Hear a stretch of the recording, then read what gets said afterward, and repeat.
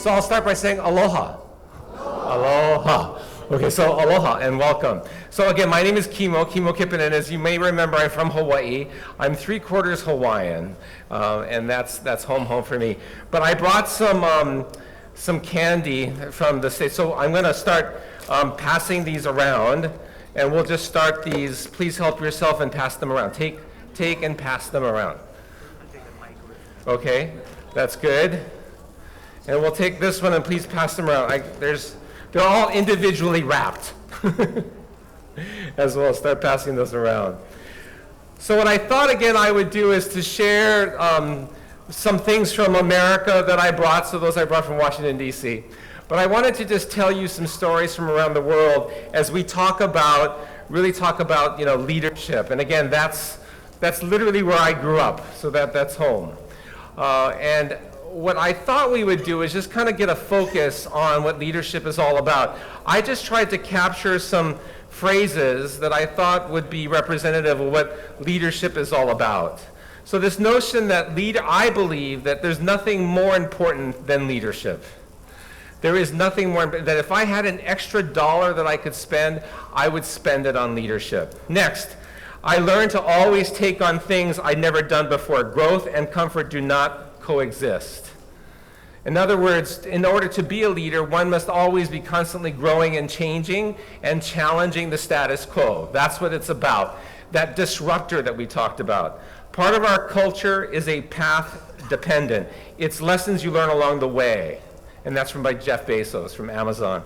And if you want to build something great, you should focus on the changes that you want the world to see and the world to be. By the way, that's also from another famous leader, right, whose name is Gandhi. Adapted by Mark Zuckerberg, but originally from Gandhi. So we have to give credit where credit is due. So those are some other phrases. There are no road signs to help navigate. And in fact, no one yet has determined which is the side of the road we're supposed to be on. And of course, it's different in different parts of the world. Communication is the most important skill that any leader can possess. Communication, the ability to communicate often. And we have the phrase, we'll say, tell them, and tell them again. Just keep telling them again. Even though you think you've said it 1,000 times, it's probably need to tell it one more time and say it one more time. And then this last one, the ability to learn is the most important quality that a leader can have. And that really is, again, what's separating companies for the future are those companies that can learn fast. You've heard the phrase fail fast, but this notion of how really we're focusing on being agile. So what I wanted to do was just to really kind of share, as you know, I may have mentioned to you that I spent my whole career in the hotel business. And I started as a busboy. And I've had the opportunity to live and to work around the world. And so what I thought I would do is just take you on a trip around the world and tell you some stories. How does that sound? Okay, so let's just start from kind of around the world. And I'm going to ask you some questions about what you think about those stories and then how that fits. So this is the first hotel that I ever worked at. It was on the island of Maui. It's in the Maui Marriott, and it's in Lahaina. And how many of you have you heard of like quality assurance and doing mystery shoppers? You know what a mystery shop, they come and they shop you. So we had a mystery shopper that came, and I was the restaurant manager. And when the restaurant they came and they had dinner, and by the way, it did not go well. The dinner did not go well, the service did not go well, the food did not go well. It was not a good experience. And they did this whole review of the entire, staff and how it went.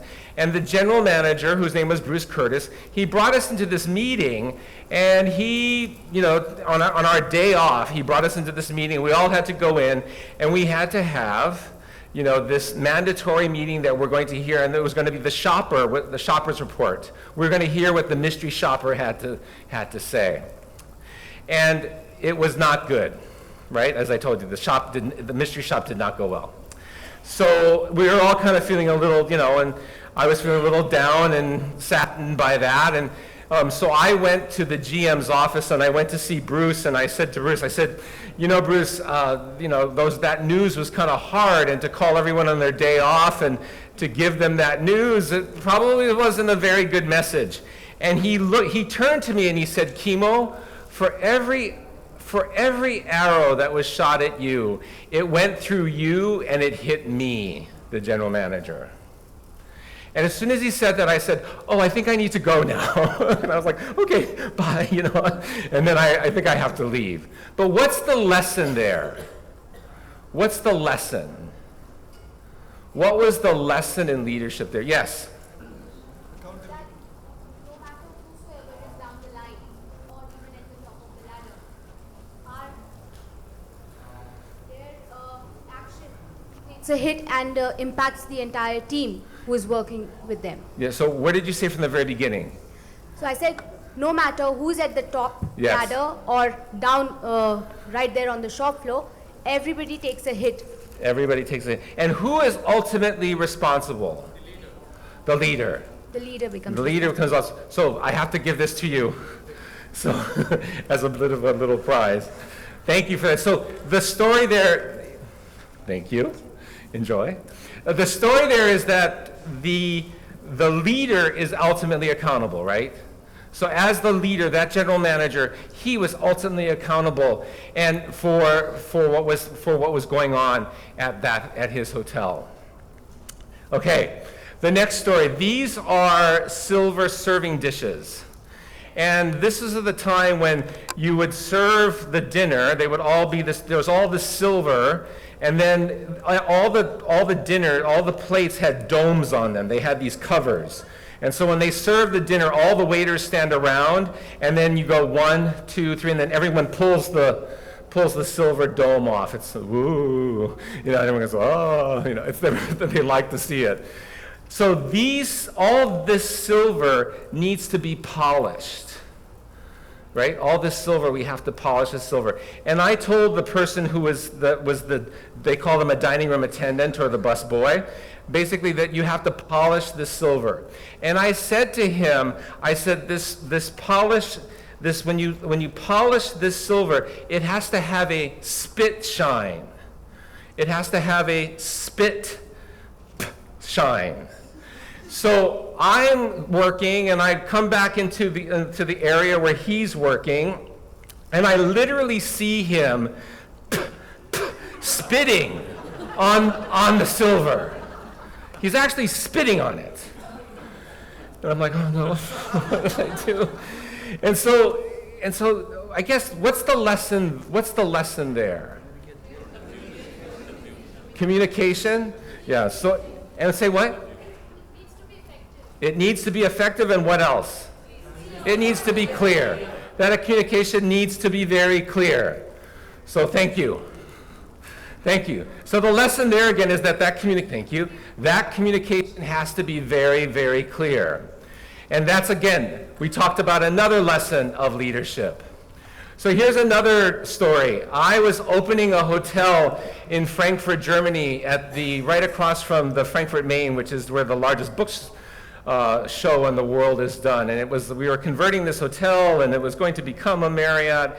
And we were there, and it was really busy, and we were all working really hard, and we were acquiring this hotel and new staff, and I'm walking down the hall very quickly, and I see a person who is local walking by me, and so as the person's walking towards me, I say to them, "Hi, how are you?" Now, I'm originally from, Hawaii, from America, and that's hi, how are you? Is a very good. And when I asked her that question, she stopped me. She literally stopped me, and then she starts to tell me, well, I'm not feeling so well today. As a matter of fact, my knee hurts. And, I don't really know how good I feel to be at work today. And she's telling me all of this, and I just asked her, hi, how are you? But what's the lesson there? Search the context, understand the culture, because what's really the difference here? Language, absolutely. What else? You said culture, but what's really going on? The perception. The same thing. Will you perceive in a different Yeah. So from an American point of view, when you say hi, how are you? Do we really mean how are you? We really don't care. We really don't even care how you are. All we're really doing is kind of saying hi. But in other parts of the world, right, when you say how are you, what are you really asking? How are you feeling? You're asking how their health is. And by the way, in most, like every time you say this question in America, what do people say when you say hi, how are you in America? What will they say? I'm fine. What else do they say? I'm good. But what should the real answer be? The real answer in English. If someone asks you, how are you, what should be your response? I am well. The answer is, I am well. That requires a gift. Thank you. This requires also another gift. Okay, thank you. This whole notion around culture. By the way, these candies that I'm giving you, these are Mike and Ike's. I've been to this factory. Have you seen, I know this is American, but have you seen this, they call this candy the little marshmallow bunnies, or they call them, they're chicks. They come in little chicks. This is the candy factory that makes all of those things.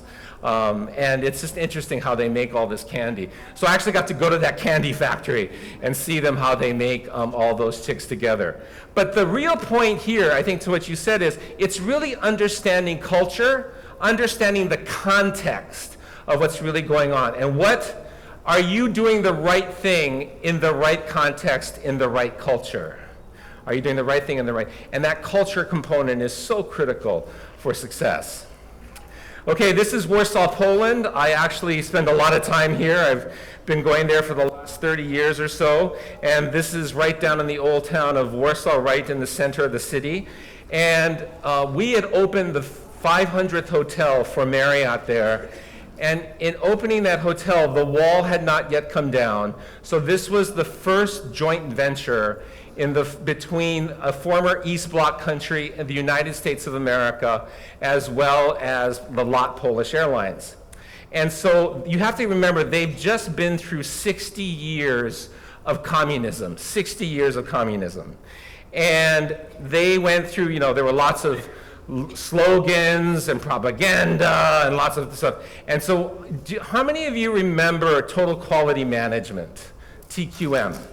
Okay, well, I was a black belt TQM trainer. So I would train everyone on Six Sigma and train everyone on Ishikawa diagrams, force grid analysis, how to do all those techniques and tools. And so we were going to open the hotel with this whole Six Sigma, TQM sort of really focused on quality. And it was an amazing hotel because it was the first hotel to open behind the wall, before the wall even came down. And it was so interesting, like literally, toilet paper, you could not leave toilet paper in the bathroom because as soon as you did, it would get stolen. All the silver, anything that was not attached would be stolen. So you had to have everybody watch it. So like toilet paper, we had to give you toilet paper. Here's your 2 sheets, thank you very much. So I'm going to do all the training, and we're going to train total quality management. And so what we had these posters for all the training that we're doing. And we put these posters all over the walls, all around the hotel, and it said things like, the customer is king. If the customer wants burnt toast and cold coffee, then that's what we should serve the customer. But these were slogans that were put all over the hotel on posters. And what do you think they thought, the people of Warsaw, the people of Poland thought about us as a management company? Yeah, very dictatorial. What else? That's really good. What else? Coming from the propaganda perspective, here you are, You know, we just had 60 years of communism, and here's the next communistic leader that's coming in. It failed miserably. It failed miserably. Why? We did, because why? The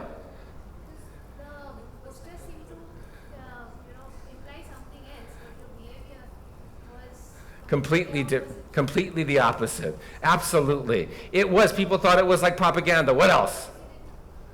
as we did not share with them what is in it for them. Yes. The objective of how they are going to gain from it was not shared, so they Yes. looked at it as a Yes.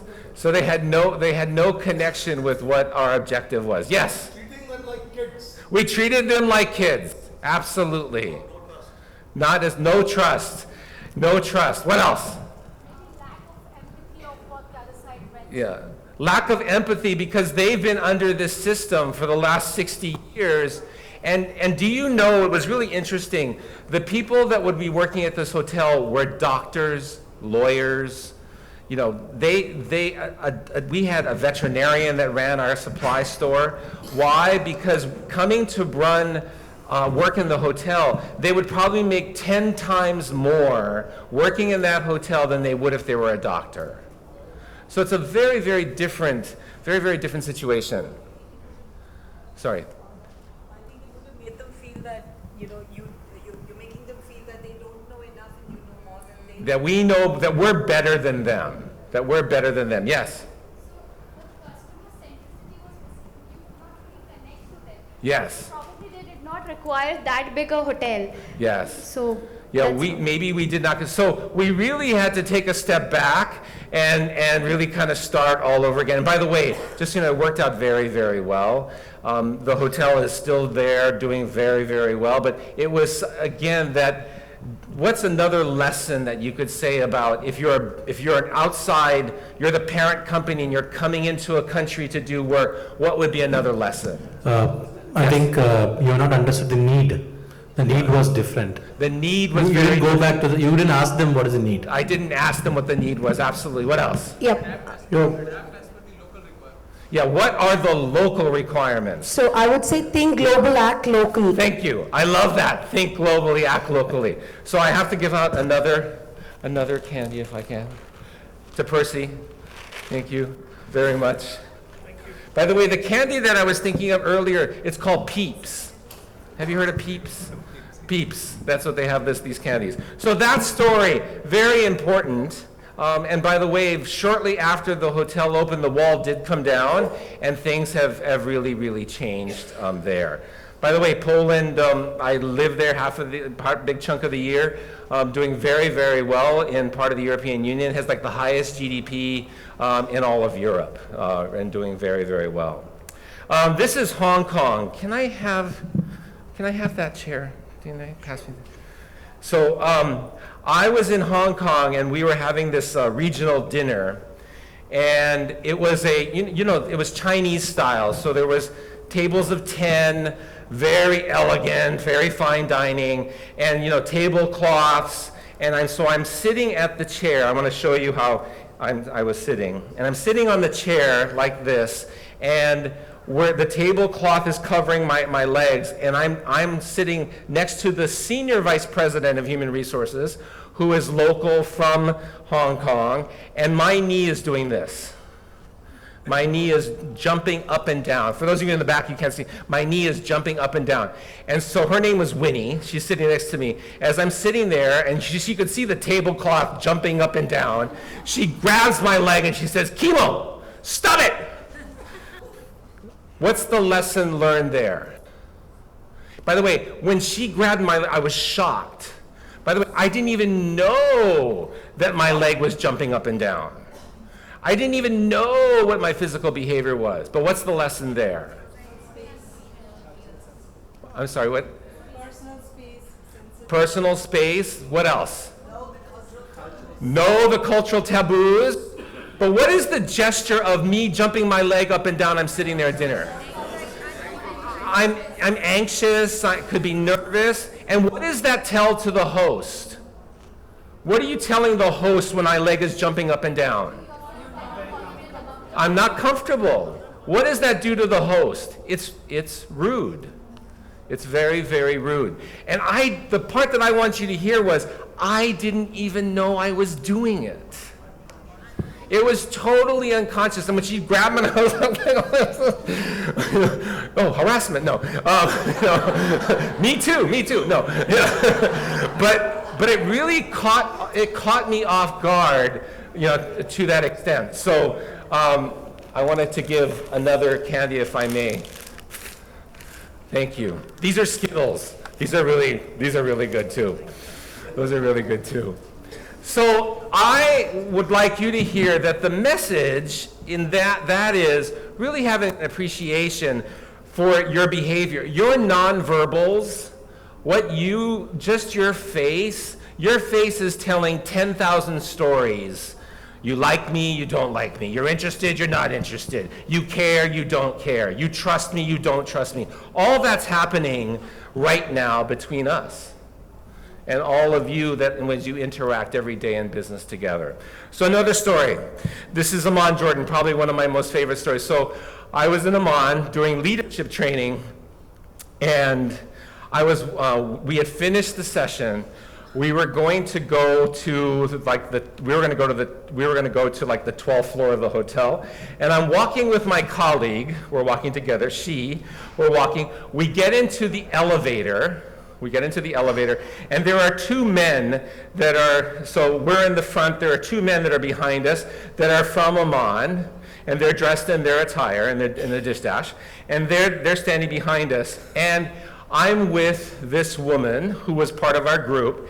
She's tall, she's blonde, she has high cheekbones, she's very attractive, and they start talking about her in Arabic.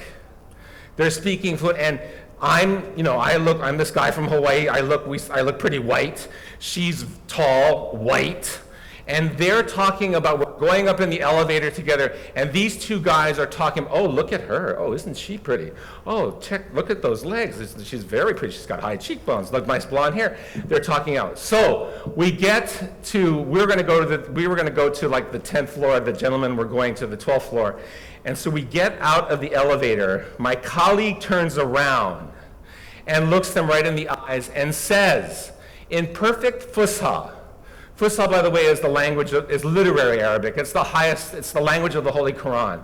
She turns to them and says, in perfect Fusha, she says, gentlemen, it was an absolute pleasure riding in the elevator with you. And these two men, they dropped. They're like this. And then we got it, and then of course she smiled and then I smiled. But what's the message there? Never underestimate the other side. What else?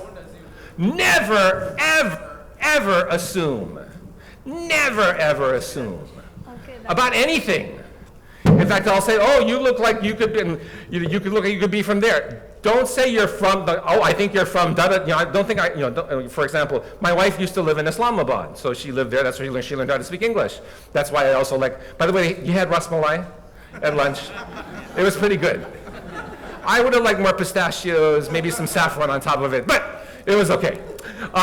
So I would never say, oh, you're from Islamabad. So what would you do instead? Rather than telling someone, you would do what? You would ask them.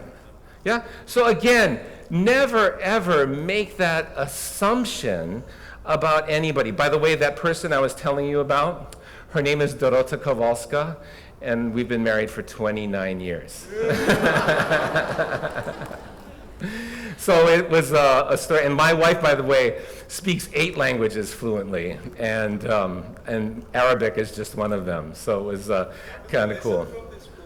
Yes. What is the lesson for you? I think you got never assume. No, what? Oh, that's even better. That requires candy. You love your wife. By the way, we weren't married at the time. Thank you for that. I appreciate that. No, we were not married at the time, but I think, again, that message is never, never, and yes, I do love her very, very much. I do. So that's one story. Let's go to another. So I just like to kind of conclude with this story. That's a picture you saw earlier from this morning of my parents, and I told you they both passed. But another story about my dad. So I, grew up again from Kaneohe, Hawaii, and I had a Volkswagen. Remember I told you I had a Volkswagen this morning. And we lived at the end of this dead-end street. And so, what I would do, coming home very, very late at night, I'd come around the corner, turn the engine off, and I would coast right into the garage, and then I would kind of tiptoe into the house. We had like a little guest room a guest house that I would stay in. So I was out, again, I was like 17. I was out very, very, very late. And I think I came home like it was like 6 o'clock in the morning. And so I, can't come around the corner, turn off the engine, coast into the garage, turn it off, shut the door, and then quietly proceed to go to my bedroom.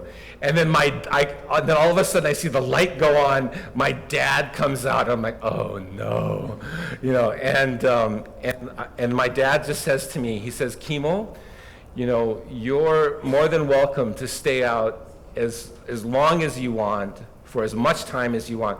All I ask is that you call me, because all I care about is you. And all I care about is that you're okay and that you're safe. That's all I care about, is that you're safe. And when he said that to me, I was like, I never went out again. I basically stayed at home. But again, what's the lesson there? As a leader, you must be able to place emphasis on shoving under the carpet is not the solution every time. Yeah. That you really care about. Yeah. That's why you emphasize on, knowing the whole truth rather than shoving under the carpet. Yeah. Knowing the whole truth. Absolutely. What else? Care about the emotions of your people. What else? Don't what? Don't take them for granted. Or I should never take him for granted as well. Me take him for granted. Yeah. What else? Straight to the point. I think it's about empowering Yeah. your employees and really, giving them a room to decide by themselves, giving them Yes. the real, purpose behind what is important for you. Absolutely. Yeah. I think that was really a critical message, that really feeling just total, that my father totally empowered me, that I had complete freedom. All he asked was that I just tell him that I'm okay. Like, call me, Kimo, just say, I'm okay. Someone else. That's a non-negotiable. What else? Be compassionate about them. What else? I think your dad wanted you to keep him informed. Yes. And the reason is because he cared for you. Yes. If something happens, if I'm informed, I would go about, so as a leader, you expect your team members to keep you informed, so if they are in trouble, you can step in and help them. Absolutely. That I would have their back. What else? And Timely communication. I'm sorry. What else? It's about trust. Absolutely. What else? He did. Completely felt as I was an adult. I was like, oh my gosh. Yeah. What else? I think I had a similar experience with my dad, and the feeling that I got from what he said at that time is that with power comes responsibility. With power comes responsibility. With freedom comes responsibility. Absolutely. Previous one, don't assume, clarify. Yeah. Don't assume. Clarify. Yes. Tell them you care. Absolutely tell them you care. So these are all excellent. I'm going to go to the empowerment piece. These are hot Skittles. They're very good. By the way, this was my dad's jade ring. And there's not a time that I just don't look at it and just smile. And just I know that, again, I told you that for me, knowing significant and unconditional love, that I have that. So that's really the story. I would just, some closing thoughts. Culture is key. Never assume. Listen to the culture. Look back to see the future. Hear the signals that are there. Be humble and appreciative. Test your projections by asking questions. Always pay it forward. Trust, give that love, and that notion of live aloha. This is one that I kind of liked. Liz, if you were going, I love this phrase, because live if you were to die tomorrow, and learn as if you were going to live forever. There's nothing better than the roles that we have in being in the learning field, that we are changing the lives of future people. You are changing the lives of people. And that's what you have to kind of keep, you have to always play to that higher level. It may be frustrating, there's not enough money, I didn't get approval, blah, blah, blah, blah, blah, blah, blah. But at the end of the day, it's about how do we make life better for our employees, our team members, our associates. And that's, to me, what I think it's all about. So with that, I would just really want to say thank you. Thank you very much.